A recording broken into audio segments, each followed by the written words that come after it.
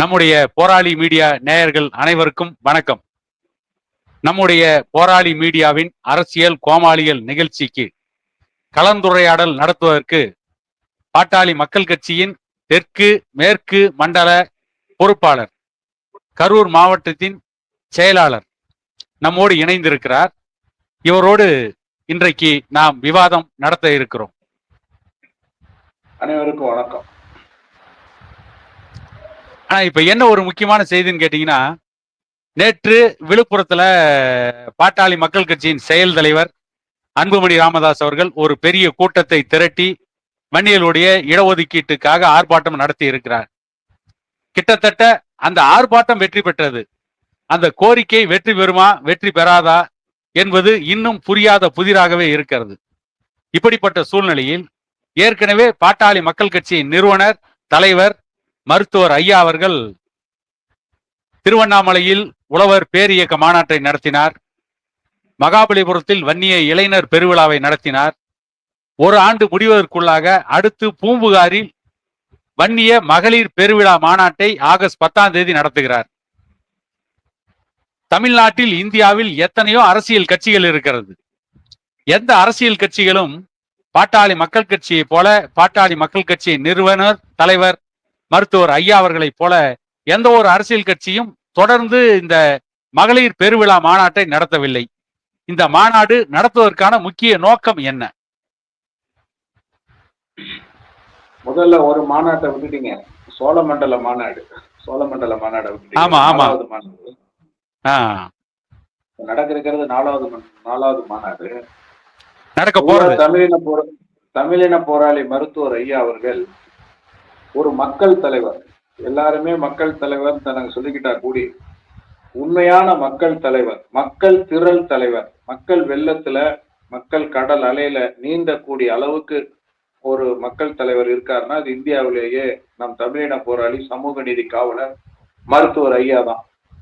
ஏன் அப்படி சொல்றேன்னா, பொதுவா நீங்க எல்லா அரசியல் கட்சியுமே இது மாதிரி ஒரு கோரிக்கைகளை வலியுறுத்துற போது ஒரு அரங்க கூட்டம் நடத்துவாங்க, அல்லது ஒரு பொது கூட்டங்கள் நடத்துவாங்க, அல்லது ஒரு விவாதங்கள் நடத்துவாங்க. ஆனா மருத்துவர் ஐயாவை பொறுத்த வரைக்கும் எல்லாமே மாநாடு மூலியமா தான் நடத்துவார். ஏன்னு கேட்டா, மருத்துவர் ஐயா பின்னாடி நிற்கிற அந்த ஒட்டுமொத்த தமிழ் சமுதாயம், மருத்துவர் ஐயா பின்னாடி நிற்கிறதோட வன்னியர் சமுதாயம், இந்தியாவிலேயே மிக பெரும்பான்மை சமுதாயமாக இருக்கக்கூடிய 3 கோடிக்கு மேல் அதிகமாக வாழக்கூடிய இந்த வன்னியர் சமுதாயத்தினுடைய ஒரே தலைவராக நம்முடைய மருத்துவர் ஐயா அவர்கள் இருக்கிறார். ஆகவே மருத்துவர் ஐயா ஒரு அழைப்பு கொடுத்தா அவர் அது வந்து லட்சக்கணக்கில் தான் கூடுவாங்க. ஆக மருத்துவர் ஐயாவுடைய கோரிக்கையை மாநாடு மூலியமா தான் பேச வேண்டிய இது இருக்கும். உதாரணத்துக்கு, அரசியல் கட்சியாக பாட்டாளி மக்கள் கட்சியை துவங்க வேண்டும் என்று 1989 ஐயா அவர்கள் முடிவெடுத்த போது கட்சி துவக்கமே வரலாறு காணாத மிகப்பெரிய மாநாடு தான். எல்லாருமே கட்சியை துவங்கினதுக்கு பாத்தீங்கன்னா ஒரு பார்க்ல துவங்கின கட்சி, ஹோட்டல் விடுதி அறையில துவங்கின கட்சி, அல்லது ஒரு கான்பரன்ஸ் கால்ல துவங்கின கட்சி, அல்லது பத்திரிகையாளர்கள் சந்திப்புல துவங்கிய கட்சிகள் தான் இருக்கும். ஆனா கட்சி துவங்கிய வரலாறே பாத்தீங்கன்னா மெரினா கடற்கரையில 10 லட்சம் பேரை திரட்டி மிகப்பெரிய மாநாடு நடத்தி கட்சியை துவங்கியவர் தான் நம்முடைய மருத்துவர் ஐயா அவர். அது போலதான் ஐயா எல்லா கோரிக்கையுமே இப்ப வந்து பாத்தீங்கன்னா ஒரு இடஒதுக்கீடா, அது மிகப்பெரிய 10 லட்சம் பேரை திரட்டி மாநாட்டை நடத்தி அதுலதான் அந்த இடஒதுக்கீடு கோரிக்கையை பேசுவாங்க. அது வந்து வன்னிய மக்கள் கட்சி ஒரு மாநாட்டு கட்சின்னு சொல்லுவாங்க. அந்த அளவுக்கு நடத்துறாங்க. ஒவ்வொரு மாநாட்டுக்கும் வெவ்வேறு நோக்கங்கள். சாதி சமய நல்லிணக்க மாநாடுகள் 14 மாநாடுகள் நடத்தியிருக்காரு. இப்படி ஒவ்வொன்றுக்கும் சாதி சமய வேறுபாடு இல்லாம வாழுவதற்கு, இணக்கமாக வாழ்வதற்கு மாநாடுகள் நடத்தியவர் மருத்துவர் ஐயா. மது ஒழிப்பு மாநாடு, பெண்களை கொண்டு தமிழ்நாடு முழுவதும் உள்ள எல்லா மாவட்டத்திலும் பெண்களை கொண்டு மது ஒழிப்பு மாநாடுகளை நடத்தியவர் மருத்துவர் ஐயா. அதுல குறிப்பா பாத்தீங்கன்னா இந்த பூம்புகார் மாநாடு, எப்படி சித்திரை முழுநிலவு வன்னியர் இளைஞர் பெருவிழான்ற மாநாடை நம்ம நடத்துறோமோ, அந்த பல்லவர் காலத்துல இருக்கக்கூடிய அந்த போர் வீரர்களுடைய வீர விளையாட்டுகள் எல்லாம் நடத்திய அதனுடைய தொடர்ச்சியாக நாம் நடத்துறோமோ,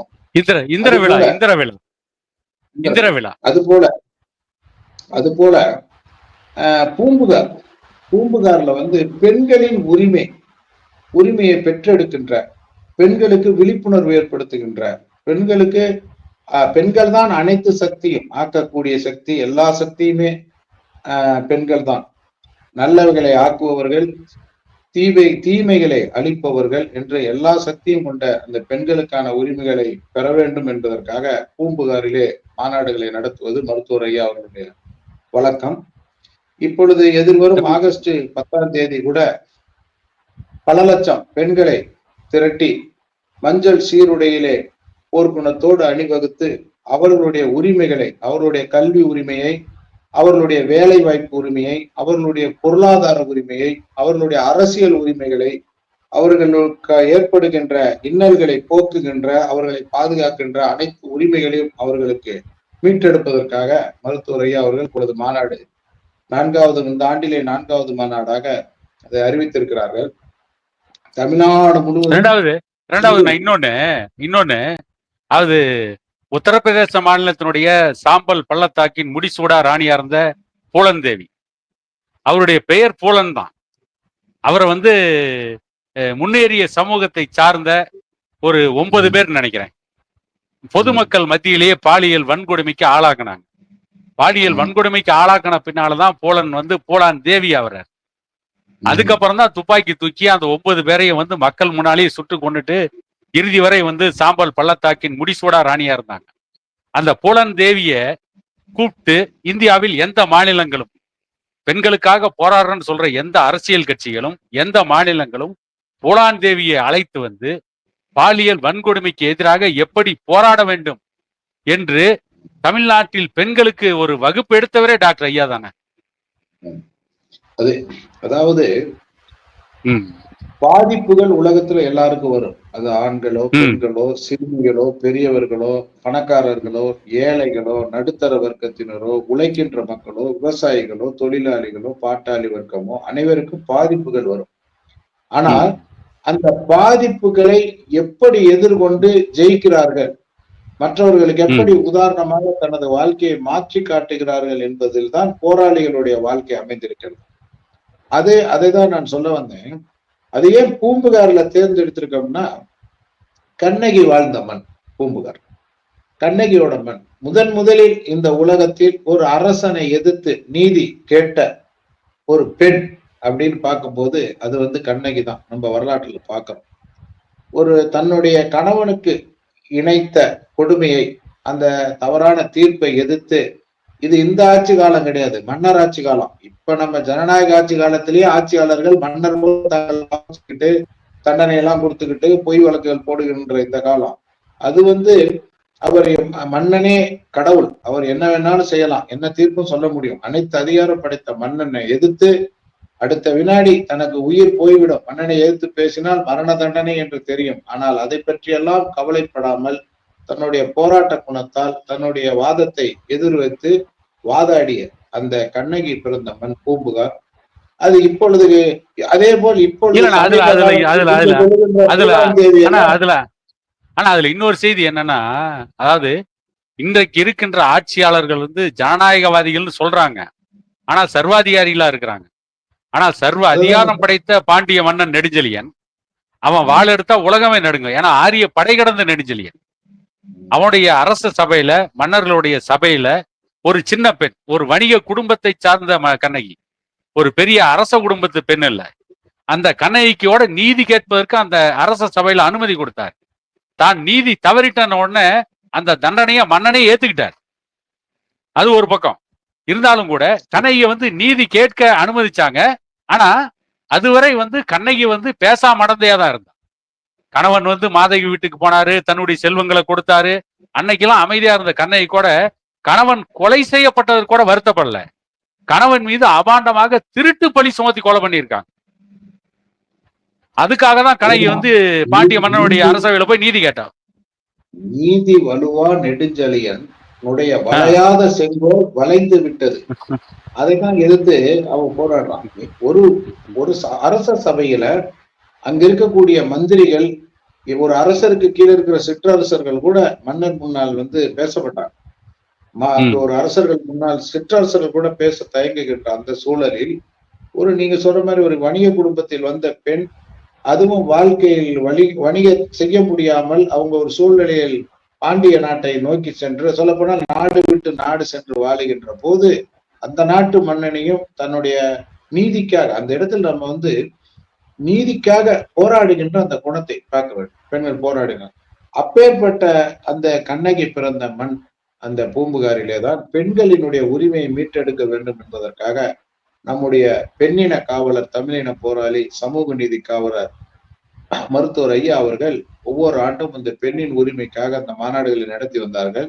சில சூழ்நிலைகள் காரணமாக நம் 2010க்கு பிறகு அந்த மாநாடுகளை நடத்த முடியாமல் போய்விட்டது. ஆனால் இப்பொழுது அந்த பெண் உரிமை மாநாட்டை மருத்துவர் ஐயா அவர்கள் நடத்த திட்டமிட்டு இருக்கிறார்கள். இது தமிழ்நாட்டிலே வாழுகின்ற 3.5 கோடி பெண்களுக்குமான, ஒட்டுமொத்த பெண் சமூகத்திற்குமான, வருங்காலத்திலே பிறக்கப் போகின்ற, வாழப் போகின்ற, இந்த நாட்டை வழிநடத்த போகின்ற பெண் சமூகத்திற்காக, தாய் சமூகத்திற்காக, சகோதரிகள் சமூகத்திற்காக மருத்துவர் ஐயா எடுக்கின்ற முன்னெடுப்பு. இந்த மாநாட்டிலே பெண்களின் உரிமைக்காக பல்வேறு தீர்மானங்களை மருத்துவர் ஐயா அவர்கள் நிறைவேற்ற இருக்கிறார்கள்.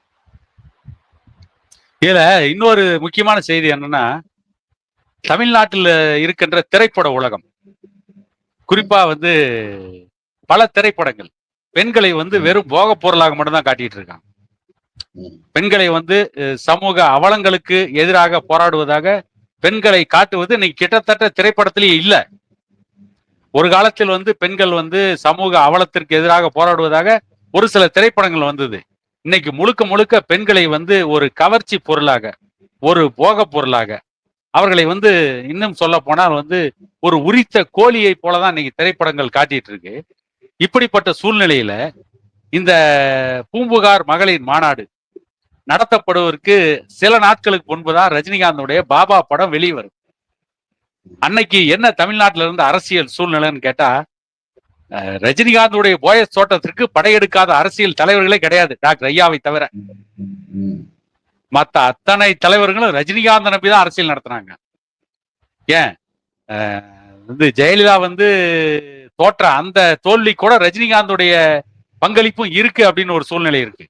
அந்த 96ஆம் ஆண்டு தேர்தல்ல அன்னைக்கு ரஜினிகாந்த் மூப்பனார்லாம் முட்டு கொடுத்தா வந்து கலைஞர் கருணாநிதியே வந்து ஆட்சி பொறுப்புல அமர வச்சாங்க. அன்னைக்கு ரஜினிகாந்துக்கு அப்படிப்பட்ட ஒரு செல்வாக்கெல்லாம் இருந்த பொழுது, அந்த எல்லாரும் போயஸ் தோட்டத்துக்கு படையெடுத்த பொழுது ரஜினிகாந்த் வந்து திரைப்படங்களிலே சிகரெட் குடிக்கின்ற காட்சி, மது அருந்துகிற காட்சி, இவற்றிற்கு எதிராக முதல்ல வந்து பூம்புகார் மகளிர் மாநாட்டில் தானே டாக்டர் ஐயா வந்து ரஜினிகாந்துக்கு எதிரான யுத்தத்தை ஆரம்பிச்சு வச்சார். அது எதனால அந்த இடத்துல ஐயா வந்து அந்த யுத்தத்தை ஆரம்பிச்சார்? பொதுவா சினிமாங்கிறது அத மாஸ் மீடியாம்பாங்க. அதாவது எப்படின்னா கிரியேஷன், சினிமா, நாடகம். இப்ப தொலைக்காட்சியில நாடகம் பார்க்கிறோம், சினிமா பார்க்கிறோம், அதுக்கு பேர் என்னன்னா கிரியேஷன், அதாவது காட்சிப்படுத்தப்படுவது. ஒரு உண்மை போலவே ஒரு விஷயத்தை வந்து படைக்கிறது. உண்மை போல இப்ப நான் பாத்தீங்கன்னா ஒரு நாடகத்துல ஒரு குடும்ப பிரச்சனை நடக்கிற மாதிரி இருக்கும். தாய்மார்கள் அதை பார்த்துட்டு அவங்க சோகமா அவங்க அழுகுவாங்க. ஒரு சினிமாவில் ஒரு காட்சி ஏன்னா அவங்களுக்கு அது சினிமான்னு தெரியும். ஆனாலுமே அவங்க அந்த காட்சியை வந்து காட்சிக்குள்ள உள்ள போயிடுவாங்க. அந்த காட்சி அவ்வளவு தாக்கத்தை ஏற்படுத்தும். அது நல்ல விஷயத்தையும் ஏற்படுத்தும், கெட்ட விஷயத்தையும் ஏற்படுத்தும். பொதுவா சினிமா துறையில சமீப காலங்கள், அதுவும் குறிப்பா சொல்லணும்னா நீங்க சொல்ற மாதிரி அந்த ஒரு ஏமாற்று விதமான, அதாவது உண்மைக்கு புறம்பான, சமூகத்தில் அப்படியெல்லாம் நடக்காத ஒரு விஷயங்களை தூக்கி காட்டுறது. ஒரு பெண் வந்து ஒரு ஆணை துரத்தி காதலிக்கிற மாதிரியும், பெண் வந்து தன் அழகை காட்டி மயக்கிற மாதிரியும், பெண்கள் ஆபாசமா உடை அணிஞ்சுக்கிட்டு தான் இருக்கிற மாதிரியும், கல்லூரி போனாவே ஆபாசமான உடையோட தான் பெண்கள் போற மாதிரியும், பெண்கள் வந்து கல்லூரியில போய் படிக்கிறதே இல்லாத மாதிரியும், அங்க இருக்கிற ஒரு ஆண் மகன்களோடு ஊர் சுத்துவது போலவும் காட்சி. ஆனா இதுல ஒரு முக்கியமான செய்தி என்னன்னு கேட்டீங்கன்னா, இல்ல நான் ஒரு நிமிஷம் சொல்லி நான் ஒரு நிமிஷம் சொல்லிடுறேன். இதுல ஒரு முக்கியமான செய்தி என்னன்னு கேட்டீங்கன்னா, இந்த திரைப்படங்கள் வந்து பெண்கள் வந்து கல்லூரிக்கு வந்து கவர்ச்சிகரமா உடை அணிஞ்சிட்டு போறதா காட்டுறாங்க. ஆனா யதார்த்தமான உண்மை என்னன்னு கேட்டீங்கன்னா, கல்லூரிகள்லயும் பள்ளிக்கூடங்கள்லயும் ஆண்களை விட பெண்கள் தான் நல்லா படிக்கிறாங்க. இல்ல அதுதான் சொல்றேன், உண்மைக்கு புறம்பா. நான் தான் முன்னே சொல்றேன், உண்மைக்கு புறம்பா சமூகத்துல யதார்த்தம் இல்லாத ஒரு விஷயத்தை காட்சிப்படுத்துறாங்க. அதுதான் இன்னைக்கு பொதுவா நான் கூட சொல்லிட்டு வர்றது உண்டு. இனி ஒரு 25 ஆண்டுகளுக்கு பிறகு வந்து பாத்தீங்கன்னா அதிகாரிகள் எல்லாம் எல்லா அதிகாரிகளும், எல்லா உயர் அதிகாரிகளும், எல்லா மேல்மட்ட அதிகாரிகளும் பெண்களாகத்தான் இருப்பார்கள். உடல் உழைப்பு ம். பணிகளைத்தான் ஆண்கள் செய்வார்கள் என்று என்னுடைய கருத்து. நான் ரொம்ப வருஷமா அதை சொல்லிட்டு வரேன். ஏன்னா அந்த அளவுக்கு பெண்கள் Yes. இன்று படிப்பு, அறிவில் ஆமா, முன்னேறி பெண்கள் கொண்டு வருகிறார்கள். பெண்கள் இன்னைக்கு ஆனா அதிகாரமிக்க பதவியை ஆனா ஆக்கிரமிக்க என்னன்னா ஆரம்பிச்சிட்டாங்கல்ல. பெண்களுக்கு ஏற்கனவே தங்களை பற்றி தெரியாமல் ஒரு போகப் பொருளாக, கவர்ச்சி பொருளாக வாழ்ந்த காலம் இருக்கிறது. இவர்கள் மீண்டும் அதை தூண்டிவிட்டு மீண்டும் ஒரு பெண்ணடிமைத்தனத்தைக்கு வழிவகுக்கிறார்கள். ஆனா காட்சிப்படுத்தும் போது என்ன சொல்கிறார்கள் என்றால், அந்த பெண்கள் சுதந்திரமாக இருக்கிறார்கள் என்று சொல்லிவிட்டு அவர்களை அடிமைப்படுத்துகின்ற பணியைத்தான் இந்த பொழுது ஊடகங்களோ மற்ற தொலைக்காட்சி போன்ற நிறுவனங்களோ எல்லாம் செய்யறது. என்ன செய்யுதுன்னா அது மறுபடியும் ஆனா சொல்லும் போது அவர்களுக்கு சுதந்திரம் என்று சொல்வார்கள். ஆனால் அவர்களை அடிமைப்படுத்தி விடுவார்கள். அவர்களுடைய அந்த காட்சி என்னுடைய முடிவு எப்படி இருக்கும் என்றால், அதை பார்த்து ஏமாந்த பெண்கள் அடிமைத்தனத்திற்கு உள்ளே போய்விடுவார்கள். அந்த சூழலை உருவாக்குவதென்ற திட்டமிட்டு கூட அதை சிலர் செய்து வருகிறார்கள். இது போன்ற இடத்திலெல்லாம் இருந்து வெளியே வர வேண்டும். இப்ப எப்படி மதுவை கொடுத்து எல்லோரையும் சிந்திக்க விடாமல் என்று பார்த்தீங்கன்னா ஒரு இளைஞர் சமுதாயம், அது ஆணோ பெண்ணோ, இளம் சமுதாயம், இளைஞர் சமுதாயம் இன்னைக்கு குடியால் பாதிக்கப்படுது. குடிக்கிறதுனால அவன் என்ன பண்ணிடுறான், ஒரு குடிப்பவன் முதலில் தன்னை மறந்து விடுகிறான். அவன் மூல செயலுக்கு தன்னை மறக்கிறான், மானத்தை இழக்கிறான், வேட்டி எவ்வளவு தெரியாது, மானத்தை இழக்கிறான், மரியாதையை இழக்கிறான், தன்மானத்தை இழக்கிறான், சுயமரியாதையை இழக்கிறான். அதுக்கு பிறகு அவனுக்கு உழைக்கிறது, பாடுபடுறது, குடும்பத்தை காப்பாத்துறது, அவனுடைய அனைத்து விஷயங்களையும் அவன் இழந்து என்ன பண்ணிடுவான், அவன் ஒரு நடைபெறுமா மாறிடுவான். மதுங்கிறது அது ஏதோ சாதாரண விஷயம் இல்லை. ஒரு மனித சமூகத்தையே அழிக்கக்கூடிய விஷம் மது. அது போலதான் இந்த மோகம், போகம், இதெல்லாம் என்னன்னு பாத்தீங்கன்னா கவர்ச்சி. இதெல்லாம் எங்க கொண்டே விடும்னா ஒரு ஆணையோ பெண்ணையோ அவர்களை வாழ்வை அளிக்கின்ற இடத்துக்கு கொண்டே விடும். இதை திட்டமிட்டே பரப்புகின்ற பணிகள் எல்லாம் நடக்கிறது. அதற்கு அந்த சமூக அவலங்களுக்கு எதிராக பாத்தீங்கன்னா இப்ப ஐயா மக்கள் தொலைக்காட்சி ஆரம்பிச்சாங்க. அந்த மக்கள் தொலைக்காட்சி ஆரம்பிச்சதனுடைய நோக்கம் என்ன, ஒரு தொலைக்காட்சி எந்த ஒரு ஆபாசமும் இல்லாமல் பெண்ணியத்தை காக்கின்ற விதமாக, விவசாயத்தை போற்றுகின்ற விதமாக, நல்ல கருத்துக்களை மட்டும் சொல்லி லாபகரமாக, முக்கியமான விஷயம் தான், நல்ல விஷயத்தை மட்டும் சொல்லி லாபகரமாகவும் நடத்த முடியும் அப்படின்னு ஐயா சொல்றாரு. அந்த கருத்தை தான் இன்னைக்கு மக்கள் தொலைக்காட்சி என்று ஒரு தொலைக்காட்சி ஆரம்பிச்சு ஐயா அதை நடத்திட்டு வராங்க. அதுல பாத்தீங்கன்னா எந்த சினிமாவும் கிடையாது, எந்த ஒரு ஆபாசமும் கிடையாது, எந்த ஒரு பொய்யான செய்திகளும் கிடையாது, எந்த பிரேக்கிங் நியூஸ்களும் போடுறது இல்லை, எந்த ஒரு அதிர்ச்சியான செய்திகள் போடுவதில்லை, எந்த கிரைம் ஸ்டோரிகளும் போடுவதில்லை. ஆனா அது ஒரு லாபகரமா இருக்குது. இன்னைக்கு ஒரு குடும்பம் இன்னைக்கு என்ன சொல்றோம், மக்கள் தொலைக்காட்சி பார்க்கிற குடும்பமா அது ஒரு கண்ணியமான குடும்பம் அப்படிங்கிற அளவுக்கு இன்னைக்கு நம்ம இருக்கு.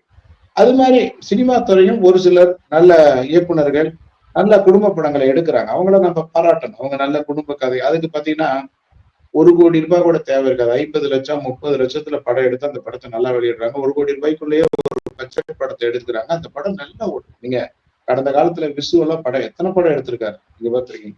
ரொம்ப கம்மியான குறைந்த பட்ஜெட்ல படத்தை எடுத்து அந்த படத்தை எவ்வளவு வருமானங்களை ஈட்டிருக்கிறாங்க. மக்களுக்கு நல்ல செய்திகளையும் கொண்டு போய் சேர்த்திருக்காங்க. பட் இப்ப எந்த படத்தை எடுத்தாலும் 200 கோடி 300 கோடி. எதுக்கு 200 கோடி? யாரை ஏமாத்த 200 கோடி? ஒரு படம் எடுக்க 200 கோடி யாரு? அது நடிகர்களுக்கு சம்பளமா கொடுக்க. அது நம்மளை ஏமாத்ததான். நம்ம கிட்ட நீங்க 200 கோடி படம் எடுத்துட்டாலும் நம்மகிட்ட காசா வாங்குறாங்க. இது நிறைய பேசிட்டு போலாம். அது சினிமா பத்தி இப்ப நம்ம பேச வேண்டியது இல்லை. மொத்தத்துல சீரழிக்கிற எல்லா விஷயங்கள்ல இருந்து வெளியில வரணும்னா நமக்கு அறிவு தான் வேணும். கல்வி வேணும். முதல்ல கல்வியும் அறிவும், யதார்த்த சூழல். முதல்ல யதார்த்தத்தை புரிஞ்சு மக்கள் வாழணும். அவர்களுக்கான உரிமைகள், ஒரு பெண் முன்னேற்றம்ன்றது அவங்களுக்கான உரிமைகள்ல அவங்க அடையணும். அவங்களுக்கு ஒரே நிமிஷம், என்னுடைய இறுதியான கேள்வி என்னன்னு கேட்டீங்கன்னா, விழுப்புரத்துல மருத்துவர் சின்னையா அன்புமணி ராமதாஸ் அவர்கள் வன்னியர்களுக்கான 10.5% இடஒதுக்கீட்டிற்கு தமிழ்நாடு முழுவதும் கட்சிக்காரர்களை அழைத்து ஒரு ஆர்ப்பாட்டம், ஒரு போராட்டத்தை நடத்தினார். சிறப்பாக நடத்தினார்.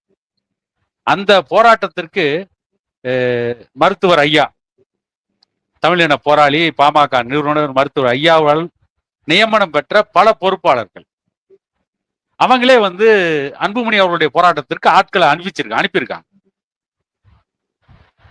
எனக்கு தெரிய விழுப்புரத்துல நடந்த போராட்டத்திற்கு மருத்துவர் ஐயா அவர்களால் நியமிக்கப்பட்ட பல பொறுப்பாளர்கள் நடப்பது இடஒதுக்கீடு போராட்டம். அது ஐயா நடத்தினால் என்ன, அல்லது அவருடைய மகன் மருத்துவர் சின்னையா நடத்தினால் என்ன, போராட்டத்திற்கு நீங்கள் செல்லுங்கள் சொல்லி மருத்துவர் ஐயா அவர்களால் நியமிக்கப்பட்ட பொறுப்பாளர்களே அந்த ஆர்ப்பாட்டத்திற்கு வன்னியர் சமூகத்தை சார்ந்த இளைஞர்களை அவர்களே வந்து பொருட்செலவெல்லாம் கூட கொடுத்து அனுப்பி வச்சிருக்காங்க. அதை இல்ல போலவே அது வந்து இந்த வன்னிய மகளிர் மாநாட்டுக்கும் இல்ல அது அப்படிப்பட்ட ஒரு நீங்க நிலையை அவர்களும் கையாள்வார்களா? இது இது- இந்த கேள்வியே வந்து ஒரு பெரிய விஷயம் இல்ல. அதாவது என்னன்னு பாத்தீங்கன்னா, நமக்கு வந்து இந்த இடஒதுக்கீடு வேணும் அந்த உணர்வை ஊட்டிய தலைவர் மருத்துவர் ஐயா. கலந்துகிட்டவங்க மட்டும் மருத்துவர் ஐயா அவர்கள் உருவாக்கியவர்கள் அல்ல. போராட்டத்தை நடத்துகின்ற நம்முடைய சென்னை அன்புமணி அவர்களும் மருத்துவர் ஐயா உருவாக்கிய தலைவர் தானே. எல்லாருமே அங்க தொண்டர்கள் இருந்து மேடையில் இருப்பவர்கள் எல்லாரும் மருத்துவர் ஐயா உருவாக்கப்பட்டவர்கள் தான். ஆக கலந்து கொண்டவர்கள் மட்டும் மருத்துவர் ஐயா அவர்களால் பதவி பெற்றவர்களோ மருத்துவரையோட அரசியல் கற்றவர்களோ அல்ல. போராட்டத்தை நடத்துபவர்களும் மருத்துவர் ஐயா அவர்களால் பதவி கொடுக்கப்பட்டவர்கள், அரசியல் பெற்றப்பட்டவர்கள் தான். சமூக நீதி என்றாலே அது பாட்டாளி மக்கள் கட்சி தான், வன்னியர் சங்கம் தான், அந்த போராளிகள் தான், நம்முடைய ஐயாவுடைய தொண்டர்கள் தான். அதுல நமக்கு எல்லளவும் எப்பொழுதும் சந்தேகம் வந்தது கிடையாது. மருத்துவர் ஐயா அவர்களுடைய உண்மையான தொண்டர்கள், மருத்துவர் ஐயாவிடம் பயிற்சி எடுத்த உண்மையான தொண்டர்கள், நிர்வாகிகள் எந்த காலத்திலும் யார் சமூக நீதிக்காக போராடினாலும் அவர்களை ஆதரிப்பார்கள், அவர்களை எதிர்க்க மாட்டார்கள். ஏனென்றால் ஐயாவுடைய வளர்ப்பு அப்படித்தான். ஐயாவே என்ன சொல்லியிருக்காங்க பத்திரிகையாளர்கள் சந்திப்புல, யார் போராடினாலும் என்னுடைய ஆதரவு உண்டு. ஏனென்றால் மருத்துவர் ஐயா அவர்களுக்கு யார் போராடுகிறார்கள் என்பது முக்கியமல்ல, என்ன நோக்கத்திற்காக போராட்டம் நடத்தப்படுகிறது என்பதுதான் இப்பொழுதும் ஐயா அவர்கள் கவனிப்பார்கள். நல்லதை போற்றுவார்கள், கெட்டதை எப்படி எடுத்துரைப்பார்களோ அதே போல் நல்லதை போற்றுகின்ற பழக்கம் உள்ள மாமனிதர் மருத்துவர் ஐயா அவர்கள். ஐயாவிடம், ஐயா என்ற அந்த அரசியல் மேதையிடம் பயின்ற தமிழ்நாடு பூரா பரவி கிடக்கிற லட்சம் பாட்டாளி சொந்தங்களுக்கு அந்த குணம்தான் இருக்கும். அதை தான் அவர்கள் செய்வார்கள். அதை ஒருவர் செய்யவில்லை என்றால் அவர் ஐயாவுடைய தொண்டரே இல்லை. அப்படி ஒருவருக்கு சமூக நீதிக்கு எதிராக ஒரு சிந்தனையோ அல்லது இந்த பாட்டாளி மக்கள் கட்சிக்கு எதிரான ஒரு சிந்தனையோ, இந்த இயக்கத்துக்கு எதிரான ஒரு சிந்தனையோ, ஐயா அவர்களுக்கு எதிரான ஒரு சிந்தனையோ இருந்தால் அவர் பாட்டாளி மக்கள் கட்சிக்காரரும் இல்லை, ஐயாவுடைய தொண்டரும் இல்லை. அப்படி இருக்கிறதுக்கு வாய்ப்பே இல்லை. ஆக ஒட்டுமொத்த பாட்டாளி சொந்தங்களுக்கும் ஒரே எண்ணம், ஒரே கோரிக்கை.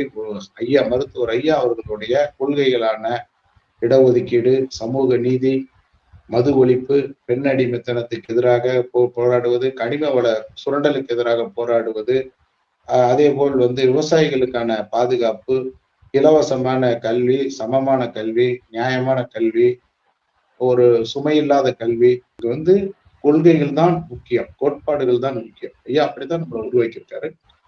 அதை நோக்கிதான் எல்லாரும் பயணிச்சுட்டு இருக்காங்க. இதுல ஒரு முக்கியமான செய்தி என்னன்னு கேட்டீங்கன்னா, உத்தரப்பிரதேசத்தில் வாழ்கின்ற இதர பிற்படுத்தப்பட்டோர், ராஜஸ்தான்ல வாழ்றவங்க, மகாராஷ்டிரால வாழ்ற அத்தனை இதர பிற்படுத்தப்பட்டோருக்கும் மருத்துவர் ஐயா தான் வந்து கல்வியில் 27% இடஒதுக்கீட்டை பெற்றுக் கொடுத்த மாபெரும் தலைவர். அதனால வந்து ஐயாவை பொறுத்த வரைக்கும் தன்னுடைய சமூகம் மட்டுமல்ல, வேற எந்த சமூகம் போராடினாலும் ஆதரிக்கக்கூடிய தலைவர். அவர்களுக்காக இன்னும் சொல்ல போனால் களத்தில் நிற்கக்கூடிய தலைவர் ஐயா. ஆகவே அன்புமணியுடைய போராட்டம், அதனாலதான் ஐயா வந்து ஒரு கிராம ஊராட்சி மன்ற தலைவரை உருவாக்கினாலும், சட்டமன்ற உறுப்பினரை உருவாக்கினாலும், நாடாளுமன்ற உறுப்பினரை உருவாக்கினாலும், ஏன் மத்திய அமைச்சர்களை உருவாக்கினாலும் என்ன செய்ய வேண்டும் என்று அவர்கள் வழி நடத்தினார்கள். இன்று நம்ம மத்திய அமைச்சர்கள் செய்த சாதனை அத்தனைக்கும் சொந்தக்காரர் மருத்துவர் ஐயா அவர்கள். இன்னைக்கு பெட்ரோலியத்துறை அமைச்சரை உருவாக்கிய போது என்ன சொன்னார், ஒவ்வொரு வீட்டுக்கும் இந்த கேஸ் இணைப்பு, அப்பெல்லாம் கேஸ் இணைப்புனா உங்களுக்கு தெரியும் 5 வருஷம் காத்திருக்கணும். அந்த மாதிரி ஒரு சூழல் இருக்கு. பதிவு செஞ்சுட்டு 5 வருஷம் காத்திருக்கணும். எம்பி கிட்ட போய் பரிந்துரை கடிதம் எல்லாம் வாங்கிட்டு வருவாங்க. ஆனா அப்ப ஐயா சொன்னது கூடையில கேஸ தூக்கிக்கிட்டு கேஸ்ன்னு விற்கணும் அப்படின்னு சொன்னாரு. ஐயா சொல்லி அதை செயல்படுத்தினார். அதே மாதிரிதான் நம்ம ரயில்வே துறை அமைச்சர்கள் வருகின்ற போது எல்லா ரயில் பாதையும் வந்து அகல ரயில் பாதையா மாற்றணும், இந்த இடத்துல ரயில் விடணும், சில இந்த திட்டங்களை தீட்டி கொடுத்து செயல்படுத்தினார். அதே மாதிரி சுகாதாரத்துறை அமைச்சர்களை உருவாக்குகின்ற போது அதுக்கு என்ன பண்ணாருன்னா, அதே மாதிரிதான் ஜனாதிபதி கிடைக்கின்ற மருத்துவ வசதி சாதாரண குப்பனுக்கும் சுப்பனுக்கும் கிடைக்க வேண்டும் என்ற அந்த இலக்கை வைத்து அந்த இலக்கை செயல்படுத்தினார். இப்படி ஒவ்வொரு துறையையும் ஒவ்வொரு விஷயத்தையும் பாத்தீங்கன்னா அந்த இலக்கை வைத்து அதை வந்து செயல்படுத்தினார்.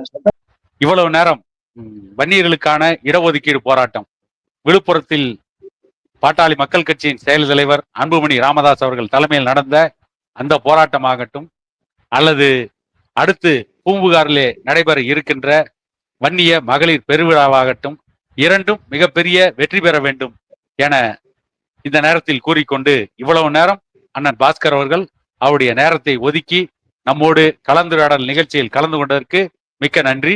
மீண்டும் சந்திப்போம். அனைவருக்கும் வணக்கம்.